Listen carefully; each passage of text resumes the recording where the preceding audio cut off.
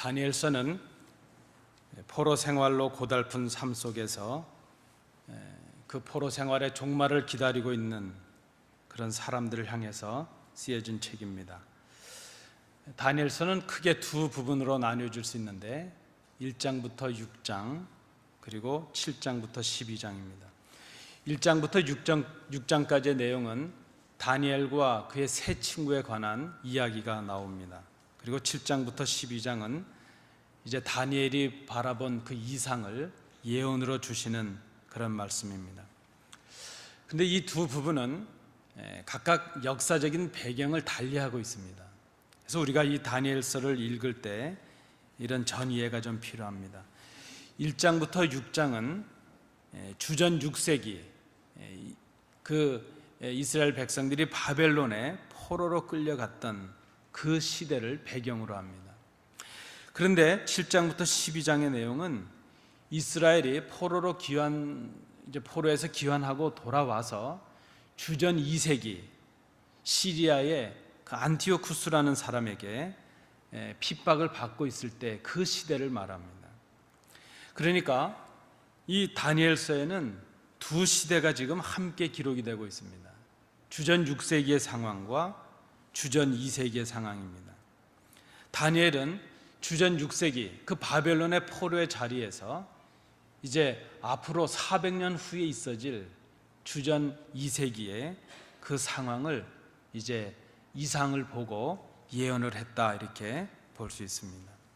그래서 지금 이 다니엘서를 그 예언을 듣고 있는 그 예언의 수신자들은 바로 7장부터 12장에 나타난 그런 이스라엘의 백성들입니다. 말씀드린 대로 그들은 시리아의 안티오쿠스, 정확하게는 안티오쿠스 에피파네스 4세죠. 그의 핍박 아래서 이 핍박이 끝나기를 고대하고 있는 이스라엘 백성들입니다. 그들은 지금 예루살렘 성전을 중심으로 팔레스틴에 살고 있습니다. 포로는 아니지만, 바벨론의 포로로 끌려가 있지는 않지만, 그러나 이방 나라에 그 포로로 끌려갔던 그런 조상들이 겪었던 그런 포로와 같은 삶을 살고 있는, 같은 처지에 있는 사람들이 바로 지금 이 다니엘서의 예언을 듣고 있는 그런 사람들입니다. 그들은 이 말씀을 들으면서 자신들의 조상들이 겪었던 그 바벨론의 포로의 생활을 기억하고 있습니다. 그들은 그 포로 생활을 경험하면서 하나님의 구원의 회복의 역사를 고대하던, 그리고 그 역사를 기대하면서 생명을 걸고 말씀을 지켰던 그 조상들의 이야기를 통해서 오늘 자신들에게 주시는 하나님의 말씀을 듣고 있습니다. 그리고 오늘 우리도 이 말씀을 통해서 우리가 경험하고 있는 이 절박한 삶의 자리에서 신앙을 포기하지 아니하고 신앙으로 견디고 하나님의 나라의 회복의 역사를 기다렸던 그들의 삶을 우리도 오늘 배우고자 하는 것입니다. 오늘 이러한 그 배경을 가지고 본문을 보실 필요가 있습니다. 바벨론의 느부갓네살이라는 왕이 금신상을 만들었습니다. 그리고 명령을 합니다. 모든 백성들로 하여금 그 신상 앞에 절을 하라 하는 것입니다. 다니엘의 세 친구, 오늘 본문에 나타나는 사드락과 메삭과 아벳느고라는 사람이, 그들이 지금 바벨론에 포로로 잡혀가 있는 포로 신세입니다.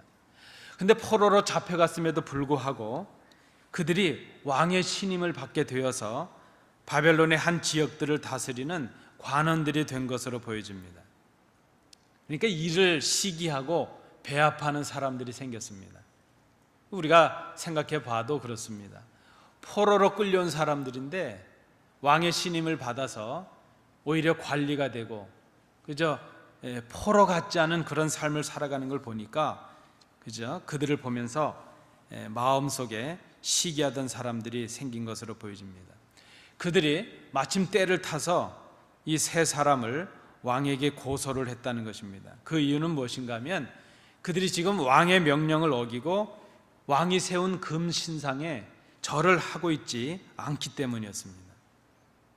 이 참소하는 사람들, 고소하는 사람들이 이 왕이 세운 신상에 절하지 않은 것을 핑계 삼아서 그것이 왕에 대한 반역이요, 이적 행위요, 그리고 왕이 섬기는 신을 섬기지 않는 죄에 해당하는 것이다. 그렇게 지금 죄목을 뒤집어서 그를 왕에게 고소를 하고 있습니다. 이 이야기를 들은 느부갓네살 왕이 진노합니다. 그리고 그 절하지 않는 사람들을 잡아 죽이려고 했던, 태워서 죽이려고 했던 풀무불을 7배나 더 뜨겁게 하라 명령을 합니다. 그리고 이 세 사람 사드락과 메삭과 아벳느고를 자기 앞에 끌고 왔습니다. 그리고 그들에게 그렇게 말합니다. 너희가 만일 절하지 아니하면 바로 너희를 지금 이 맹렬하게 타오르고 있는 이 풀무불 안에 던져 넣을 것이다. 이 세 사람이 왕의 이 말을 들었습니다. 그 왕의 무서운 말 앞에서, 그 이글이글 타오르는 풀무불 앞에서 이 세 사람이 대답한 말씀이 오늘 본문에 나타납니다. 이 말씀을 제가 공동 번역으로 좀 읽어드립니다. 사드락과 메삭과 아벳느고가 느부갓네살 왕에게 대답했다. 저희는 임금님께서 물으시는 말씀에 대답할 마음이 없습니다.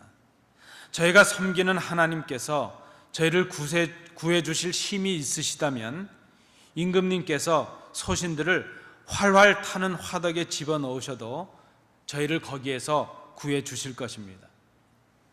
비록 그렇게 되지 않더라도 저희는 임금님의 신을 섬기거나 임금님께서 세우신 금 신상 앞에 절할 수가 없습니다. 그렇게 대답을 했다는 것입니다. 오늘 이 말씀을 중심으로 사드락, 메삭, 아벳느고 이 사람들의 대답을 통해서 이제 몇 가지를 생각하면서 우리의 신앙을 돌아보고자 합니다. 첫 번째입니다. 첫 번째 제가 잡은 이 제목은 이것입니다. 하나님을 잘 믿는 사람들에게도 고난이 온다 하는 것입니다. 의인이 고난을 받을 수 있다는 것입니다. 여러분, 오늘 이 본문을 보시면 사드락과 메삭과 아벳느고의 죄가 무엇입니까? 아무리 찾아봐도 이들에게 죄가 없습니다. 포로로 끌려왔지만 왕에게 충성을 다해서 인정을 받았고 왕이 다스리는 모든 정책에 다 따르고 있습니다. 그저 하나, 이들에게 죄가 있다면 그들의 죄는 하나님을 잘 믿은 죄밖에 없습니다. 하나님을 믿은 것이 죄가 되었습니다. 조국 예루살렘, 그 유대에 있을 때 그들의 신앙의 중심은 예루살렘의 성전을 중심에서 이루어졌을 것입니다. 그러나 지금 포로된 이 이국의 땅에서 그들은 더 이상 성전에 오를 수가 없습니다. 이제 그들의 신앙의 중심이 된 것은 바로 하나님의 말씀, 우리가 토라라고 말하는 하나님의 계명이었을 것입니다.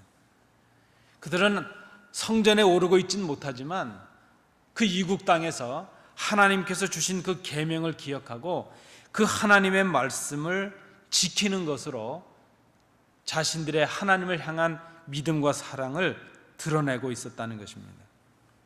그런데 지금 하나님의 계명을 지킨다는 것이 죄가 되고 말았습니다. 여러분, 이런 적이 있으신가요? 하나님을 잘 믿는 것, 그것이 죄가 된다는 것이죠. 하나님을 믿는 것, 우리가 좀 더 나가서 6장에 보시면 다니엘도 이 세 친구와 함께 똑같은 그런 일을 당합니다. 다니엘이 하나님을 향하여 자기의 신앙을 지키기 위해서 하루에 3번 기도했는데, 기도했다는 것 때문에 그 예루살렘 성전의 방향을 향해 놓고 엎드려서 그저 무릎을 꿇고 하나님 앞에 기도했다는 것, 기도한다는 것이 죄가 되었다는 것입니다. 그런데 이 다니엘도 그렇고 세 친구들도 그렇고 무슨 일이 있어도 금 신상에 절하는 것, 그것을 하지 않을 것이고, 무슨 일이 있어도 다니엘도 기도하기를 중단하는 것, 그것을 하지 아니할 것이라는 것을 그들을 고소하고 있는 대적자들이 잘 알고 있었다는 것입니다. 그들이 그럴 만큼 하나님을 잘 믿고 하나님을 잘 신앙하는 사람들이라는 것을 원수들도 알고 있는 것입니다.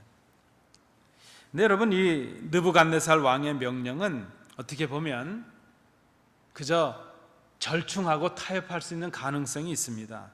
무슨 말씀인가 하면, 사실 이 왕의 명령이 지금 하나님을 믿지 말라, 그것은 아닙니다.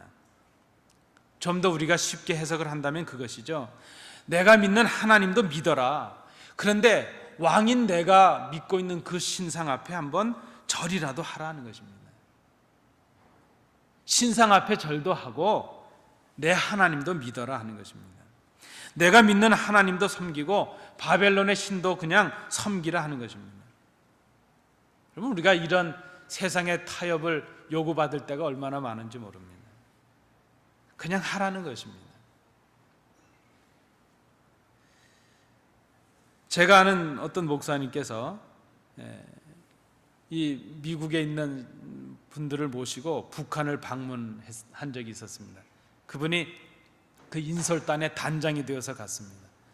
근데 사전에 이 북한 당국자들과 그 방문단을 인솔하면서 그 조율을 할 때 약속한 것이 있는데, 무슨 일이 있어도 우리는 가면 주로 신앙인들이 지금 간 것이기 때문에 정한 장소에서 우리는 하나님께 예배를 할 것이다, 이것을 보장해 줘야 된다, 약속을 했다는 것입니다.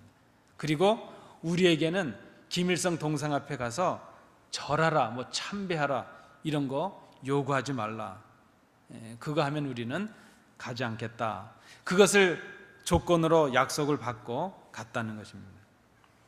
그런데 웬걸 북한에 도착하니까 도착하자마자 이들을 끌고 간 것이 어딘가 하면 김일성의 어떤 그 동상이 있는 참배하는 그 자리였다는 것입니다.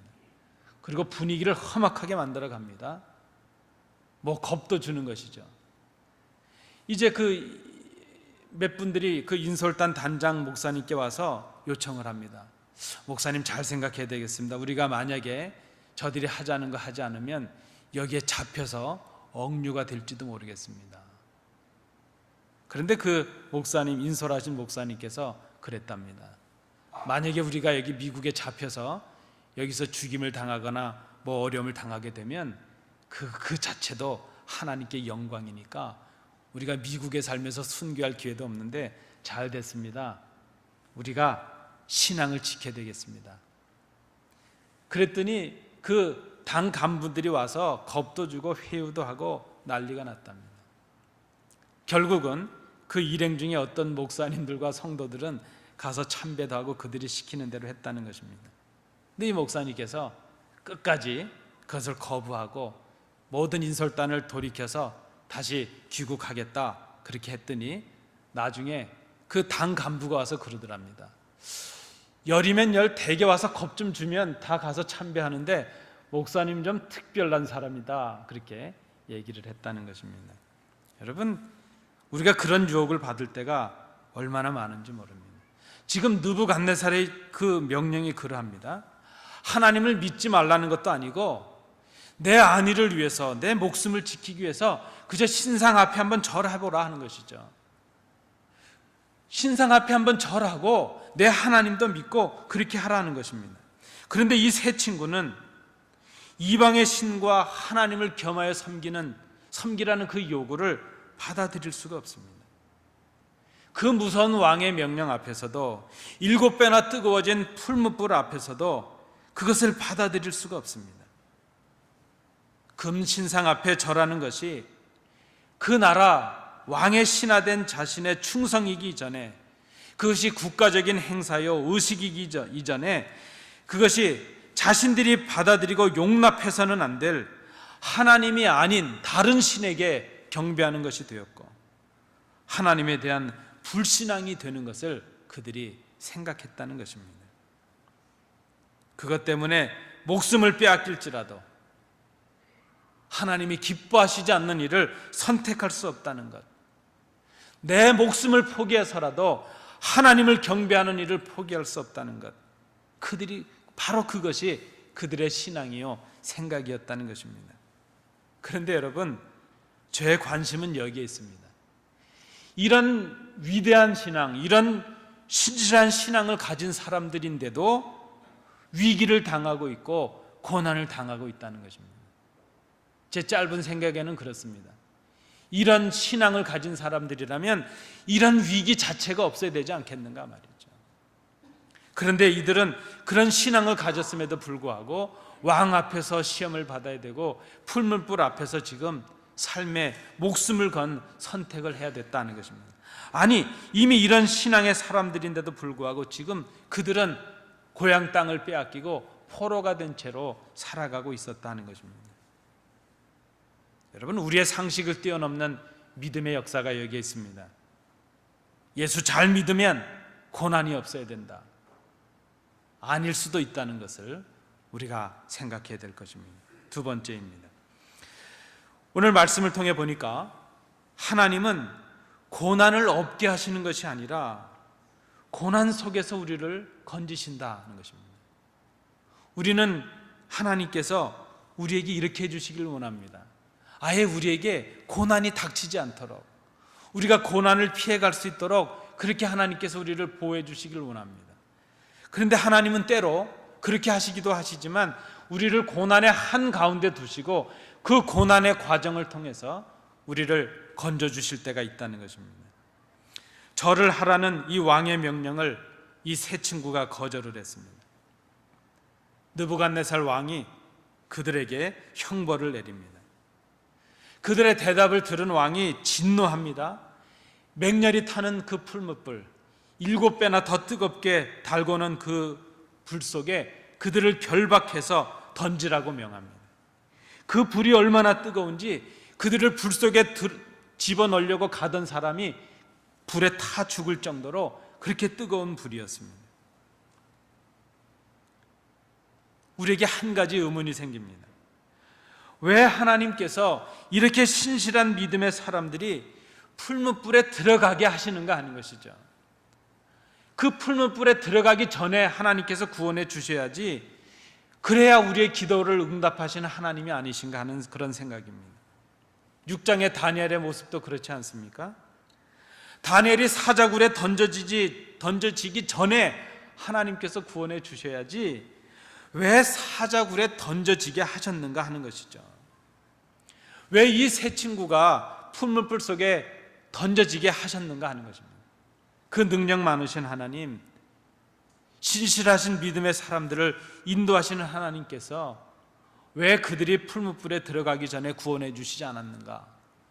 왜 다니엘이 사자굴에 떨어지기 전에 다니엘을 구원해 주시지 않았는가? 그런 의문이 우리 속에 들어집니다. 그런데 하나님은 그들이 억울하게 형벌을 받아서 불 속에 들어간 후에 하나님의 사자를 보내셔서 그들을 보호하십니다. 다니엘이 사자굴에 떨어지고 나서야 그 후에 천사를 보내서 그 굶주린 사자들의 입을 봉해 주십니다. 사드락과 메삭과 아벳느고를 불 속에 던져 넣은 이 느부갓네살이 불 속에 3사람을 넣었는데 4사람이 움직이고 있는 것을 봅니다. 그들이 결박이 풀려진 채로 그저 불에 타지 않고 있는 모습을 이 왕이 보았습니다. 그들에게 명령을 합니다. 불 속에서 빨리 나오라 말합니다. 나온 그들의 몸을 보니까 상한 데가 없습니다. 머리털 하나도 그을리지가 않았다는 것입니다. 느부갓네살이 그 광경을 보면서 하나님을 찬양하고 말았습니다. 읽진 않았지만 본문 28절 말씀에 보면 이런 말씀이 기록되고 있습니다. 사드락과 메삭과 아벳느고의 하나님을 찬송할지로다. 그가 그의 천사를 보내사 자기를 의뢰하고 그들의 몸을 바쳐 왕의 명령을 거역하고 그 하나님 밖에는 다른 신을 섬기지 아니하며 그에게 절하지 아니한 종들을 구원하셨도다. 여러분, 여기 하나님의 역사가 보여지지 않습니까? 우리는 하나님의 자녀인 우리들에게 고난이 없어야 된다, 그렇게 생각을 합니다. 그게 당연하다고 생각을 합니다. 혹 고난이 있을지라도 하나님이 우리를 그 고난에서 피해갈 수 있도록 인도하셔야 된다, 그렇게 생각을 합니다. 그런 고난 전에 하나님께서 우리를 구원하시는 것이 당연하다, 그렇게 생각을 합니다. 아니, 고난을 만나지도 않게 하시는 것이 우리를 향하신 하나님의 사랑이다. 우리를 향하신 하나님의 응답이 되어야 된다. 그렇게 생각을 한다는 것입니다. 여러분, 물론 하나님께서 원하시면 그렇게 하실 수 있을 것입니다. 하나님께서 필요하시면 우리가 고난을 만나지 않게도 하시고, 눈물의 강을 건너지도 않게 하시고, 고난의 터널 속에 아예 들어가지도 않게 하실 수도 있을 것입니다. 하나님은 그런 능력을 가진 하나님이십니다. 그런데 때로 하나님은 신실한 자들을, 믿는 자들을 고난 가운데 떨어지게 하실 때도 있습니다. 신실한 우리들이 풀무불 속에 들어가는 것을 허용하실 때도 있으시고, 신실한 믿음의 사람들이 사자굴에 떨어지는 것을 보고 계실 때도 있습니다. 기도하는 사람들에게 어려움을 주실 때도 있고, 예수 잘 믿으며 믿음으로 살아가는 의인들에게도 고난을 당하게 하실 때가 있다는 것입니다. 하나님은 그 의인들이 당하는 고난을 통해서 하나님의 영광을 드러내십니다. 그 의인들을 어렵게 하고 압제하던 원수들의 입을 통해서 하나님의 능력과 하나님의 위엄과 하나님의 영광을 오히려 찬양하는 사람들로 바꾸신다는 것입니다. 여러분, 우리의 성도들 중에 고난과 역경을 당하는 사람들이 있을 때에 쉽게 판단하지 말아야 됩니다. 예수 잘못 믿어서 그렇지, 기도 안 해서 그렇지, 쉽게 말하지 말아야 된다는 것입니다. 우리가 당하는 고난을 통해서 하나님의 영광을 드러내시려는 하나님의 계획이 있을 수도 있기 때문입니다. 세 번째입니다. 믿음은 보상을 당연한 것으로 생각하지 않는 것이라 는 것입니다. 저는 오늘 이 세 번째 말씀을 치중해서 말씀을 드리고자 합니다.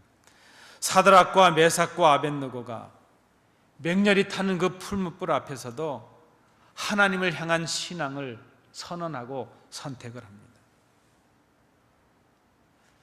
그것은 목숨을 건 선택입니다. 여러분, 이것이 쉬운 것은 아닙니다.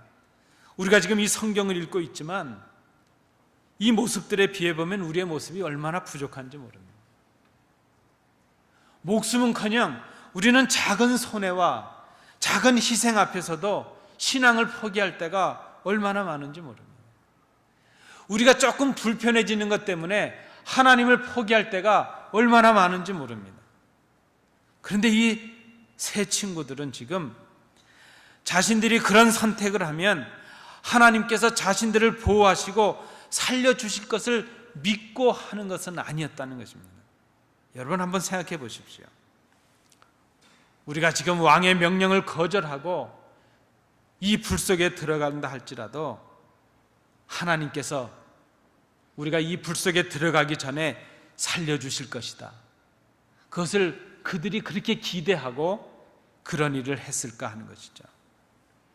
그렇게 하나님께서 자신들의 생명을 구해주시고 살려주시는 것이 자신들의 믿음에 대해서 당연히 하나님께서 하셔야 될 일이다, 그렇게 생각하고 그 일을 했을까? 그것은 아닌 것으로 보여집니다. 그들은 하나님은 능히 맹렬한 불 가운데서 자신들을 살리실 능력이 있으신 분이라는 것을 믿었습니다. 그리고 하나님께서 원하시면 자신들을 그 불 속에서 왕의 이 명령 가운데서도 자신들을 구원해 주실 것이라는 것을 믿었습니다. 그러나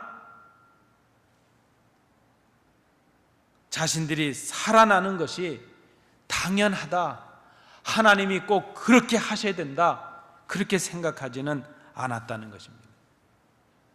그것이 그들의 믿음이었습니다. 그들이 대답했습니다. 그렇게 아니하실지라도 왕이여, 우리가 왕의 신들을 섬기지도 아니하고 왕이 세우신 금 신상에게 절하지도 아니할 것입니다.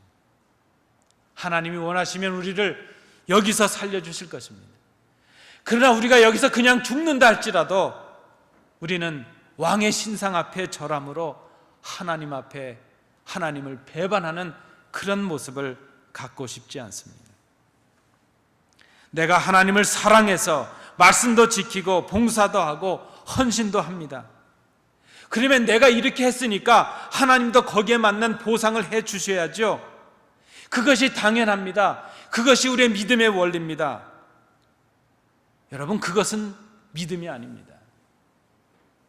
그것은 계산이요, 하나님과 딜을 하는 것이요, 그것을 하나의 믿음의 원리로 생각해서는 안 된다는 것입니다. 이들의 믿음이 이렇게 위대한 믿음이었습니다. 아브라함이 청천벽력과 같은 소리를 들었습니다. 어떻게 얻은 아들입니까? 100세 얻은 아들인데 하나님께서 어느 날, 아브라함아, 내 아들 이삭을 제물로 나에게 바쳐라.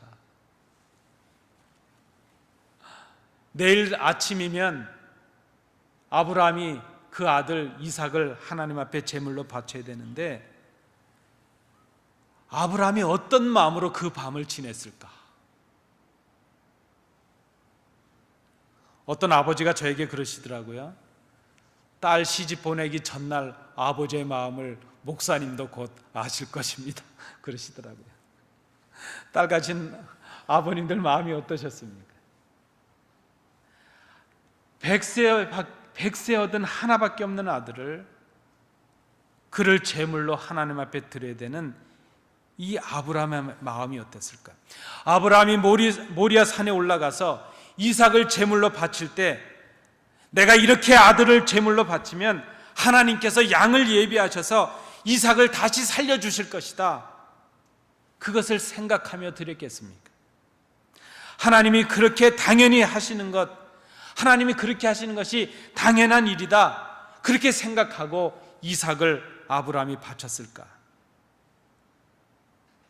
사자굴에 떨어지던 다니엘이, 내가 지금 이렇게 사자굴에 떨어지지만 하나님께서 나를 반드시 사자굴에서 보호하시고 살려주실 것이다, 그것을 생각하고 사자굴에 떨어지기로 작정했을까 하는 것이죠. 당연히 그래야 한다고 생각을 했겠는가 하는 것입니다. 오늘 본문에 나타나는 사드락과 메삭과 아벳느고가, 다니엘이 그냥 죽든지 살든지 하나님을 신뢰하고 하나님을 사랑하고 하나님 앞에 자신들을 맡긴 것이 아니었겠습니까? 아브라함도 그랬지 않겠습니까?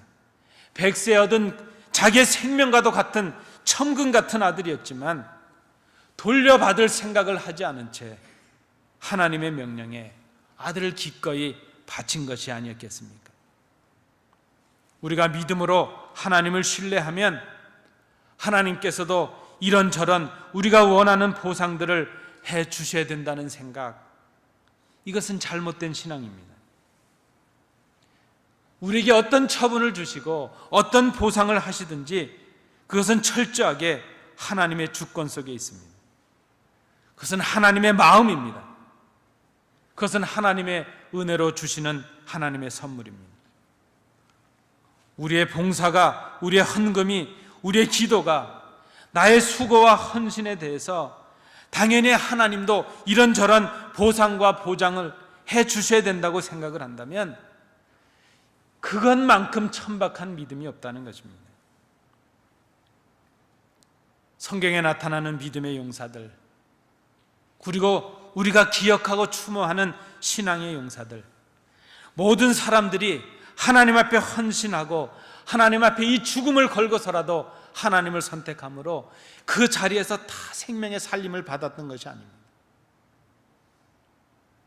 여러분이 아시는 폴리카비, 그렇게 하나님을 선택하고 불 위에서 태움을 받아 죽었습니다. 수많은 우리의 믿음의 선배들이 하나님을 선택하고 순교의 자리에, 목숨을 빼앗기는 자리에 그대로 임했습니다. 그래도 그들은 자신들의 선택에 후회함이 없었습니다.